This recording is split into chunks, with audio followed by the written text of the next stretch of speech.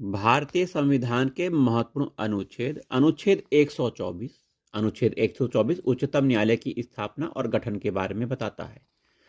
वहीं दूसरा महत्वपूर्ण अनुच्छेद है अनुच्छेद 129। उच्चतम न्यायालय की अभिलेख न्यायालय होने का यह अनुच्छेद है। उच्चतम न्यायालय एक अभिलेख न्यायालय होगा, यह अनुच्छेद 129 बताता है। अनुच्छेद 137 उच्चतम न्यायालय की पुनराविलोकन अर्थात रिव्यू करने की शक्ति अनुच्छेद 137 में वर्णित है।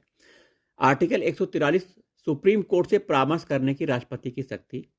आर्टिकल 148 भारत का नियंत्रक महालेखा परीक्षक अर्थात सीएजी के बारे में बताता है। राज्य का राज्यपाल अनुच्छेद 155 में वर्णित है।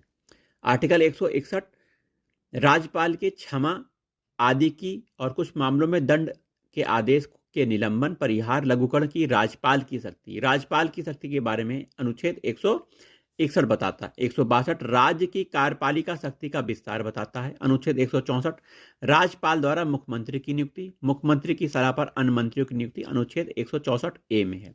अनुच्छेद 165 में राज्य का महाधिवक्ता के बारे में बताया गया है। अनुच्छेद 169 में राज्यों में विधान परिषद के उत्सादन या सृजन के बारे में अनुच्छेद 169 में वर्णित है।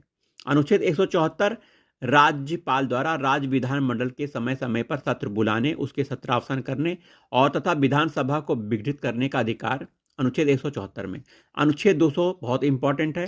राज्यपाल द्वारा विधेयकों पर अनुमति देना या अनुमति रोक लेना या राष्ट्रपति के विचार के लिए आरक्षित कर लेना अनुच्छेद 200 में। अनुच्छेद 201 राष्ट्रपति के विचार के लिए आरक्षित विधेयक।